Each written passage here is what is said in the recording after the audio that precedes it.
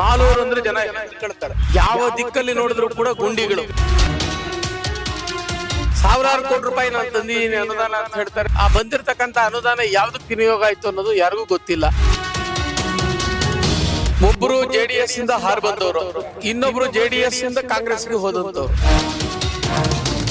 ಇವರಿಬ್ಬರ ನಡುವೆ ಮಧ್ಯ ಸಿಕ್ಕಾಕೊಂಡಂತ ಯಾರು ಜನ ಇದ್ದಾರೆ, ಅವನ್ ಬಡವಾಗ್ತಾ ಇದ್ದಾನೆ. ಚುನಾವಣೆ ಆದ ನಂತರವೂ ಕೂಡ ಇವತ್ತಿಗೂ ಕೂಡ ಏನೋ ಸಮಸ್ಯೆಗಳ ಬಗ್ಗೆ ಕಾರ್ಯಕರ್ತರಿಗೆ ಏನೋ ತೊಂದರೆ ಆಗುತ್ತೆ ಅಂತಂದ್ರೆ ಕುಡಿ ವಿಜಯಕುಮಾರ್ ಬಂದು ಇದು ಮಾಡ್ತಿದ್ದಾರೆ. ವಿಶೇಷವಾಗಿ ಕೊರೋನಾ ಸಂದರ್ಭದಲ್ಲಿ ಅತಿ ಹೆಚ್ಚು ಜನಾನುರಾಗಿ ಕೆಲಸ ಮಾಡಿದಂತ ನಾಯಕ ಯಾರು ಅಂತಂದ್ರೆ ಕುಡಿ ವಿಜಯಕುಮಾರ್ ಹೆಸರು ಹೇಳಬೇಕಾಗತ್ತೆ. ಭಾಜಪದ ಅಭ್ಯರ್ಥಿ ಅಂತ ಅವ್ರನ್ನ ಗುರುತಿಸಿದ್ದು ಮೊದಲಿಗೆ. ಟಿಕೆಟ್ ಅವರಿಗೆ ಕೊಡ್ಲಿಲ್ಲ ಅಲ್ಲ, ಅವ್ರಿಗೆ ತಪ್ಪಿಸಲಾಯಿತು.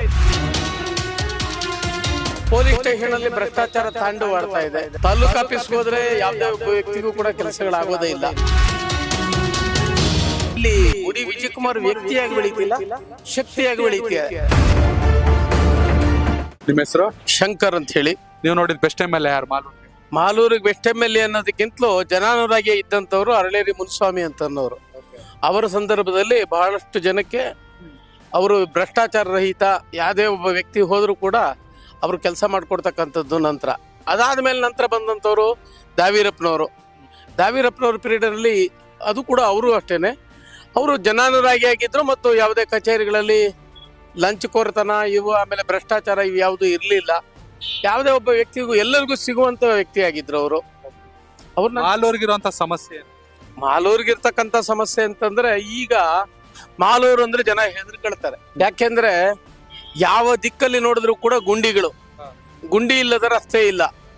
ಆ ಗುಂಡಿಗಳಲ್ಲಿ ಪ್ರತಿನಿತ್ಯ ಸಾಯೋರ ಗೋಳಂತೂ ಕೇಳೋರಿಲ್ಲ. ಆ ಪ್ರತಿನಿತ್ಯ ಸಾಯೋರ ಬಗ್ಗೆ ಏನಾದ್ರು ನಾವು ವರದಿ ಮಾಡಿದ್ರೆ ಅವ್ರ ಮೇಲೆ ಇನ್ನೊಂದು ಕೇಸ್ ಬುಕ್ ಮಾಡ್ತಾರೆ. ಯಾರು? ಶಾಸಕರ ಕಡೆ, ಈಗಿನ ಶಾಸಕರ ಕಡೆಯವರು. ಅದು ಆಗಿದೆ. ಅವ್ರನ್ನ ಕರ್ಕೊಂಡೋಗಿ ಪೊಲೀಸ್ ಸ್ಟೇಷನ್ ಅಲ್ಲಿ ಕೂಡಿಸಿ ಅವ್ರನ್ನ ಗಟ್ಟೆ ಅವ್ರನ್ನ ಕೇಳ್ತಕ್ಕಂಥದ್ದು. ನೀನ್ ಯಾರು ಕೇಳಲಿಕ್ಕೆ ಅಂತ. ಸಾವಿರಾರು ಕೋಟಿ ರೂಪಾಯಿ ನಾನು ತಂದಿದ್ದೀನಿ ಅನುದಾನ ಅಂತ ಹೇಳ್ತಾರೆ. ಅದು ವಿಡಿಯೋ ಚಿತ್ರೀಕರಣನು ಕೂಡ ಸರ್ಕಲ್ ನಲ್ಲಿ ಹಾಕೊಂಡು ಎಲ್ಲ ಕಡೆ ಕಾಣಿಸ್ತಕ್ಕಂಥದ್ದು. ಎರಡು ಅವ್ರು ಮಾಡಿರ್ತಕ್ಕಂಥ ಒಳ್ಳೆ ಕೆಲಸಗಳು ಅಂತಂದ್ರೆ ಇಂದಿರಾ ಕ್ಯಾಂಟೀನ್ ಅಂತ ಒಂದು ಮಾಡ್ಕೊಂಡಿದ್ದಾರೆ. ಅದರಲ್ಲಿ ಎಷ್ಟು ಜನ ಊಟ ಮಾಡ್ತಾರೋ ತಿಂಡಿ ತಿಂತಾರೋ ನಂಗೆ ಗೊತ್ತಿಲ್ಲ. ಆದ್ರೆ ಅದೊಂದಿದೆ. ಅದು ಬಿಟ್ರೆ ಮುನ್ಸಿಪಾಲಿಟಿಯಲ್ಲಿ ಇರ್ತಕ್ಕಂಥ ಕೌನ್ಸಿಲರ್ಗಳನ್ನ ಕೊಂಡುಕೊಂಡದ್ದು ಅದು ಒಂದು ದಾಖಲೆ. ಅಂದ್ರೆ ಎಲ್ಲ ಕೌನ್ಸಿಲರ್ಗಳು ಕೂಡ ಅವರು ಹೇಳಿದ ರೀತಿಯಲ್ಲಿ ಕೇಳುವಂಥದ್ದು. ಪೊಲೀಸ್ ಸ್ಟೇಷನ್ ಅಲ್ಲಿ ಭ್ರಷ್ಟಾಚಾರ ತಾಂಡವಾಡ್ತಾ ಇದೆ. ತಾಲೂಕು ಆಫೀಸ್ಗೆ ಹೋದ್ರೆ ಯಾವುದೇ ಒಬ್ಬ ವ್ಯಕ್ತಿಗೂ ಕೂಡ ಕೆಲಸಗಳಾಗೋದೇ ಇಲ್ಲ. ಮಧ್ಯವರ್ತಿಗಳಿಲ್ಲರ ಯಾವ ಕೆಲಸಗಳನ್ನು ಮಾಡ್ಕೊಳ್ಳಿಕ್ಕೆ ಸಾಮಾನ್ಯ ಜನರಿಗೆ ಆಗ್ತಾ ಇಲ್ಲ. ಇದು ಮುಖ್ಯವಾಗಿ ಕಾಣಿಸ್ತಾ ಇರ್ತಕ್ಕಂಥ. ಸರ್, ಬೆಂಗಳೂರಲ್ಲಿ ಕುತ್ಕೊಂಡು ಮಾಲೂರು ನೋಡಿದಾಗ ಒಂದ್ ಕಡೆ ಮಂಜುನಾಥ್ ಗೌಡ್ರು, ಒಂದ್ ಕಡೆ ನಂಜೇಗೌಡರು ಕಿತ್ತಾಡ್ತಾನೆ ಇರ್ತಾರೆ. ಅವಲ್ಲ ಏನಂತ ಸಮಸ್ಯೆಗಳು? ಒಬ್ರು ಜೆಡಿಎಸ್ ಇಂದ ಹಾರ್ ಬಂದವರು, ಇನ್ನೊಬ್ರು ಜೆಡಿಎಸ್ ಇಂದ ಕಾಂಗ್ರೆಸ್ಗೆ ಹೋದಂತವ್ರು. ಇಬ್ರದು ಒಂದೇ ಮೂಲ ಹಾಗನ್ಕೊಂಡ್ರೆ. ಆಮೇಲೆ ಕಾಂಗ್ರೆಸ್ಗೆ ಬಂದ ನಂತರ ಇವ್ರು ಕಾಂಗ್ರೆಸ್ ನಾನ್ ಬೆಳೆಸ್ತೆ ಅಂತ ಇವ್ರು ಹೇಳ್ತಾರೆ, ಇವ್ರನ್ನ ನಾನ್ ಕರ್ಕೊಂಬಂದೆ ಅಂತ ಹೇಳ್ತಾರೆ. ಯಾರು ಕರ್ಕೊಂಬಂದ್ರೆ ಯಾರು ಇದು ಮಾಡಿದ್ರು ಗೊತ್ತಿಲ್ಲ. ಮಂಜುನಾಥ ಗೌಡರು ಇದ್ದಂಥ ಸಂದರ್ಭದಲ್ಲಿ ಒಂದಷ್ಟು ಒಳ್ಳೆ ಕೆಲಸಗಳು ಆಗಿದೆ. ಚಿಕ್ಕ ತಿರುಪತಿ ಡೆವಲಪ್ಮೆಂಟ್ ಆಗಿರ್ತಕ್ಕಂಥದ್ದು ಮತ್ತು ಹೊಂಡಾ ಸ್ಟೇಡಿಯಂ, ಈಗ ನಾವೇನು ಕಾಣ್ತಾ ಇದೀವಿ ಹೊಂಡಾ ಸ್ಟೇಡಿಯಮ್ಮು, ಅದು CSR ಫಂಡಿಂದ ಮಾಡಿಸಿದ್ರು ಕೂಡ ಅದರ ಪ್ರಯತ್ನದಲ್ಲಿ ಮಂಜುನಾಥ ಗೌಡರು ಮಾಡಿದ್ದಾರೆ, ಒಳ್ಳೆ ಕೆಲಸಗಳನ್ನು ಮಾಡಿದ್ದಾರೆ.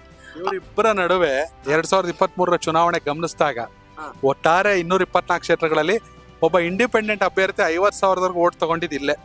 ಹೌದು, ಕುಡಿ ವಿಜಯಕುಮಾರ್. ಅವ್ರು ಎಲ್ಲಿ, ಅವರು ಏನ್ ಅವ್ರ ಲೆಕ್ಕಾಚಾರಗಳಿಗೆ? ಇಲ್ಲಿ ಮಾಲೂರಿನ ರಾಜಕೀಯ ಏನಾಯ್ತು ಅಂತಂದ್ರೆ ಕಾಂಗ್ರೆಸ್ಸಿನ ಮೂಲ ಭದ್ರಕೋಟೆ ಮೊದಲಿಗೆ. ಭಾಜಪ ಬೆಳೀತು. ಭಾಜಪ ಅಂದ್ರೆ MP ಕ್ಷೇತ್ರದ ಮೂಲಕ ಬೆಳೀತದು. MP ಗೆಲ್ಲಿಸ್ಕೊಂಡ್ವಿ ನಾವು. ಆ MP ಆದಂತವ್ರು ಏನ್ ಮಾಡಿದ್ರು, ಅವ್ರು ಬೆಳೆದ್ರು, ಒಳ್ಳೆ ಚೆನ್ನಾಗಿ ಕೆಲಸ ಮಾಡ್ತಾ ಇದ್ರು. ಅಂದ್ರೆ ಇಲ್ಲಿ ಬಾಯಿ ಬಿಟ್ಟು ಮಾತಾಡ್ತಕ್ಕಂಥ ಒಬ್ಬ MP ಸಿಕ್ಕಿದ್ದು ಅಂದ್ರೆ ಮುನ್ಸ್ವಾಮಿ ಅವ್ರ ಪೀರಿಯಡ್ ಅಲ್ಲೇ. ಆತನಿಗೆ ಬರುತ್ತೋ ಇಲ್ಲೋ ಗೊತ್ತಿಲ್ಲ, ಭಾಷೆ ಬರುತ್ತೋ ಇಲ್ವೋ, ಆದ್ರೆ ಪ್ರಗತಿ ಪರವಾಗಿ ಅವರು ಒಂದಷ್ಟು ಚಿಂತನೆ ಮಾಡಿದ್ರು, ಮಾತಾಡಿದ್ರು. ಮುನ್ಸ್ವಾಮಿ ಅವ್ರ ಮೂಲಕ ಒಂದಷ್ಟು ಚಟುವಟಿಕೆಗಳು ಆಯ್ತು. ಆದ್ರೆ ಆ ಮುನ್ಸ್ವಾಮಿ ಅವ್ರು ಏನ್ ಮಾಡಿದ್ರು, ಎಲ್ಲ ತಾಲೂಕುಗಳಲ್ಲಿ ಅವ್ರದ್ದು ಪ್ರಾಬಲ್ಯ ಇರ್ಲಿಲ್ಲ. ಯಾಕೆಂದ್ರೆ ಅವ್ರನ್ನ ಹಿಂದುಳಿದು ಬಂದು ಅಂತ ಅನ್ನೋ ಕಾರಣಕ್ಕೂ ಅಥವಾ ಅವ್ರ ಕೈಯಲ್ಲಿ ಆಗ್ಲಿಲ್ವೋ ಅದು ಗೊತ್ತಿಲ್ಲ. ಭಾಜಪದ್ದು ಹೋಗ್ತಾ ಸ್ವಲ್ಪ ವೀಕ್ ಆಗ್ತಾ ಹೋಯ್ತು.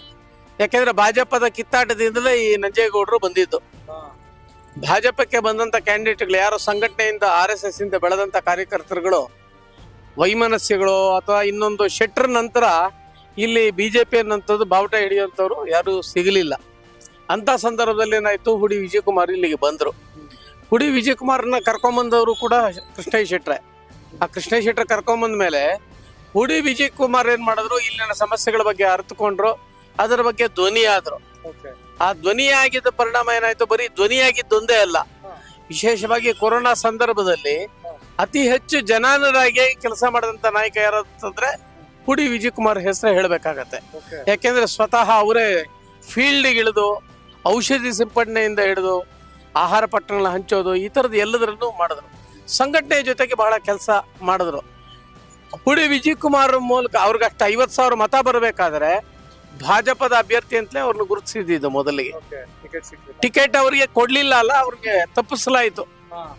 ಅದನ್ನು ತಪ್ಪಿಸ್ತಂತವ್ರು ಯಾರು ಅಂತ ನೀವು ಹೇಳೋದ್ರಲ್ಲೇ ಗೊತ್ತಿದೆ. ಅದರ ತಪ್ಪಿಸಿದ್ದು ಕೂಡ ಆ ಸಂದರ್ಭ ಅದು ಯಾವುದು ಏನು ಅಂತ ಗೊತ್ತಿಲ್ಲ. ಆದ್ರೆ ಜನ ಅವ್ರನ್ನ ನಂಬಿದಂತ ಜನ ಕೈ ಬಿಡ್ಲಿಲ್ಲ. ಹುಡಿ ವಿಜಯಕುಮಾರ್ ಜೊತೆಲಿ ಕೆಲಸ ಮಾಡಿದಂಥವ್ರೆಲ್ಲರೂ ಕೂಡ ಪರಿವಾರದ ಕಾರ್ಯಕರ್ತರೆ. ಅಂದ್ರೆ ಸೆಕೆಂಡ್ ಲೈನ್ ಯಾರ್ಯಾರು ಇದ್ರು ಅವ್ರಿಗೂ ಕೂಡ ಮನನೊಂದು. ಯಾಕೆಂದ್ರೆ ಆ ಸಂದರ್ಭದಲ್ಲಿ ನಡೆದಂತ ಕಾರ್ಯಕ್ರಮಗಳಿತ್ತಲ್ಲ, ಆ ಕಾರ್ಯಕ್ರಮಗಳ ಮೂಲಕ ನೋಡಿ, ಇವಾಗ ಮೋದಿ ಬರ್ತ್ಡೇಗೆ ಇಡೀ ದೇಶದಲ್ಲಿ ಏನಾದ್ರು ರಕ್ತದಾನದ ಬಗ್ಗೆ ಒಂದು ಕಾರ್ಯಕ್ರಮ, ದಾಖಲಾದಂತ ಕಾರ್ಯಕ್ರಮ ಅಂತ ಯಾವ್ದಾದ್ರು ಇದ್ರೆ ಅದು ಹುಡಿ ವಿಜಯಕುಮಾರ್ ಮಾಡಿದಂತ ಕಾರ್ಯಕ್ರಮ. 28ಕ್ಕೆ ಏನಾದ್ರು ಬದಲಾವಣೆ ಬರುತ್ತೆ ಅಂತೀರಾ? 100% ಆಗತ್ತೆ. 100% ಬದಲಾವಣೆ ನಿಶ್ಚಿತ. ಇವಾಗ ಅವ್ರಿಗೆ ಟಿಕೆಟ್ ಕೊಡ್ಲಿ ಕೊಡದೆ ಹೋಗ್ಲಿ, ಅವರು ಗಳಿಸ್ತಕ್ಕಂಥದ್ದು. ನಂತರ ನೋಡಿ, ಚುನಾವಣೆ ಆದ ನಂತರವೂ ಕೂಡ ಇವತ್ತಿಗೂ ಕೂಡ ಏನೋ ಸಮಸ್ಯೆಗಳ ಬಗ್ಗೆ ಕಾರ್ಯಕರ್ತರಿಗೆ ಏನೋ ತೊಂದರೆ ಆಗುತ್ತೆ ಅಂತಂದ್ರೆ ಹುಡಿ ವಿಜಯಕುಮಾರ್ ಬಂದು ಇದು ಮಾಡ್ತಿದ್ದಾರೆ. ವಿಶೇಷವಾಗಿ ಅವ್ರು ಮಾಡ್ತಾ ಇರ್ತಕ್ಕಂಥ ಹೆಲ್ತ್ ಕ್ಯಾಂಪ್ಗಳು, ಪಂಚಾಯಿತಿ ವೈಸ್ ಹೆಲ್ತ್ ಕ್ಯಾಂಪ್ಗಳು ಮಾಡ್ತಿದ್ದಾರೆ. ಆ ಪಂಚಾಯಿತಿಯಲ್ಲಿ ಆದಂತ ಅಲ್ಲಿ ಚಿಕಿತ್ಸೆಗೆ ಏನ್ ಬೇಕೋ ಅದಕ್ಕೆ ಸಹಕಾರ ಕೊಡ್ತಕ್ಕಂಥದ್ದು, ಅವನ್ನೆಲ್ಲ ನಡೆಸ್ತಕ್ಕಂಥದ್ದು. ಮತ್ ಜೊತೆಗೆ ಇಲ್ಲಿ ಹುಡಿ ವಿಜಯಕುಮಾರ್ ವ್ಯಕ್ತಿಯಾಗಿ ಬೆಳೀತಿಲ್ಲ, ಶಕ್ತಿಯಾಗಿ ಬೆಳೀತಿದ್ದಾರೆ. ಜನರ ಮನಸ್ಸನ್ನ ಅವರು ಗೆದ್ದಿದ್ದಾರೆ.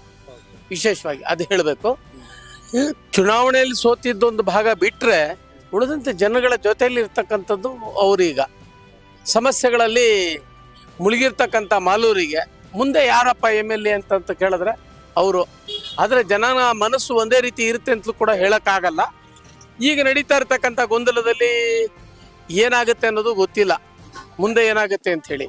ಅವರು ಆಶಾವಾದಿಯಾಗಿದ್ದಾರೆ. ಅವ್ರನ್ನೇನ ಪ್ರಶ್ನೆ ಮಾಡಿದ್ರೆ ಏನ್ ಹೇಳ್ತಾರೆ, ಅವ್ರು ಹೇಳ್ತಾರೆ ನನಗೆ ಜನ 50,000 ಜನ ಓಟ್ ಕೊಟ್ಟಿದ್ದಾರೆ, ಅವ್ರ ಪರವಾಗಿ ನಾನು ಕೆಲಸ ಮಾಡ್ತೀನಿ ಅಂತ ಹೇಳ್ತಿದ್ದಾರೆ ಹೊರತು ನಾನು ಗೆಲ್ತೀನಿ ಅಂತ ಅವರೆಲ್ಲೂ ಹೇಳಿಲ್ಲ. ಅಂದ್ರೆ ಅವರ ಆಶಾವಾದ ಯಾವುದು, ಜನಗಳಿಗೆ ನಾನೇನೋ ಒಂದಷ್ಟು ಸೇವೆ ಮಾಡಬೇಕು ಅನ್ನೋಂಥದ್ದು ಅವರ ಮುಖ್ಯವಾದ ಅಭಿಪ್ರಾಯ.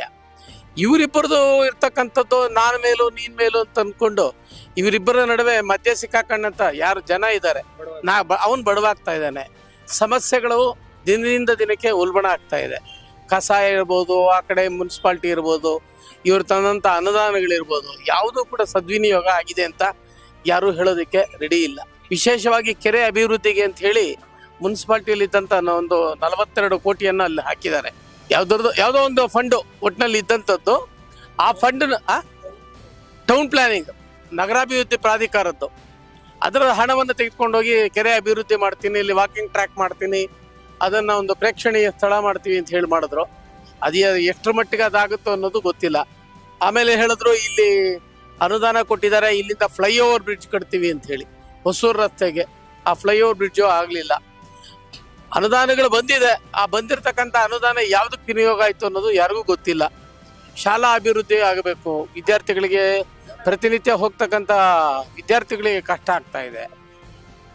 ಬಸ್ಗಳ ವ್ಯವಸ್ಥೆ ಪಕ್ಕ ಇಲ್ಲ, ರಸ್ತೆಗಳನ್ನಂತೂ ಕೇಳೋಂಗೆ ಇಲ್ಲ. ಆ ಡ್ರೈವರ್ ಇರ್ತಕ್ಕಂಥವ್ರು ವಿಶೇಷವಾಗಿ ಅದನ್ನ ಯಾರು ಕೇಳೋಂಥವ್ರಿಲ್ಲ. ಕಸ ಅಂತೂ ಎಲ್ಲಂದ್ರಲ್ಲಿ ಕಸ ಕಾಣಿಸ್ತಾ ಇದೆ, ತಿಪ್ಪೆಗುಂಡಿಗಳ ತರ ಇರುತ್ತೆ ಕಸ. ಆ ಕಸನೇನಾದ್ರು ನೀವು ಫೋಟೋ ಹಿಡಿದು ಜಿಲ್ಲಾಧಿಕಾರಿಗಳಿಗೆ ಹಾಕಿದ್ರೆ ಒಂದು 15 ದಿನಕ್ಕೆ ನೀವು 4 ಬಾರಿ ಕಳಿಸಿದ್ರೆ ಅದು ಒಂದು ತಿಂಗಳಲ್ಲಿ ಅದು ಖಾಲಿ ಆಗುತ್ತೆ. ಆ ಕಸದಲ್ಲೇ ನಾವು ವಾಸನೆ ಕುಡ್ಕೊಂಡು ಜೀವನ ಮಾಡ್ತಕ್ಕಂಥದ್ದು. ಆಮೇಲೆ ಡಾಕ್ಟರ್ಗಳಿದ್ದಾರೆ, ಇಲ್ಲಿರ್ತಕ್ಕಂಥ ಡಾಕ್ಟರ್ಗಳು ಯಾರು ಕೂಡ ತುರ್ತು ಚಿಕಿತ್ಸೆಗೆ ಯಾರಿಗೂ ಫಲಕಾರಿ ಆಗುವಂಥದ್ದು ಯಾವುದೂ ಇಲ್ಲ. ದಿಢೀರಂತ ಹೋಗಿ ಅಂತಾರೆ, ಜಾಲಪ್ಪ ಹಾಸ್ಪಿಟ್ಲಿಗೆ ಹೋಗಿ ಅಂತಾರೆ, ಇಲ್ಲ ಬೆಂಗಳೂರಿಗೆ ಹೊತ್ಕೊಂಡು ಹೋಗಿ ಅಂತಾರೆ. ಹಾಗಾಗಿ ಜನ ಇವತ್ತೇನಾಗಿದ್ದಾರೆ ಅಂತಂದ್ರೆ ಹೈರಾಣ ಆಗಿದ್ದಾರೆ. ಜನ ಯಾಕಾದ್ರೂ ನಾವು ಇಲ್ಲಿ ಮಾಲೂರಲ್ಲಿ ಇದ್ದೀವೋ ಅಂತ ಅನ್ನೋದು. ಬೆಂಗಳೂರಿಗೆ ಹತ್ತಿರದಲ್ಲಿ ಇದ್ರೂ ಕೂಡ ಸಾಮಾನ್ಯ ಜನರಿಗೆ ನಾಗರಿಕ ಸವಲತ್ತುಗಳು ಸಿಗದಿರ ಈ ಒಂದು ವಿಶೇಷವಾದಂತ ಒಂದು ವಿದ್ಯಾರ್ಥಿಗಳಿದ್ದಾರೆ. ಪ್ರತಿನಿತ್ಯ ಟ್ರೈನ್ಗಳಲ್ಲಿ ಹೋಗ್ತಾರೆ, 4,000 ಜನಕ್ಕಿಂತಲೂ ಹೆಚ್ಚು ಒಂದು ಟ್ರೈನ್ ಬಂದು ನಿಂತ್ಕೊಂಡ್ರೆ 2,000 ಜನ ಇಳಿತಾರೆ ಹತ್ತಾರೆ. ಆದರೂ ಕೂಡ ಅವರು ಆ ಒದ್ದಾಟಗಳಲ್ಲೇ ಹಿಂಸೆ ಪಟ್ಕೊಂಡು ಅವ್ರು ಜೀವನ ಮಾಡ್ತಿದ್ದಾರೆ. ಅಂದ್ರೆ ಈ ಎಲ್ಲ ಕಷ್ಟಗಳಿಗೆ ಪರಿಹಾರ ಯಾವತ್ತು ಜನ ತೀರ್ಮಾನ ಮಾಡುವ ಜನ ತೀರ್ಮಾನ ಮಾಡ್ಬೇಕು ಸರ್.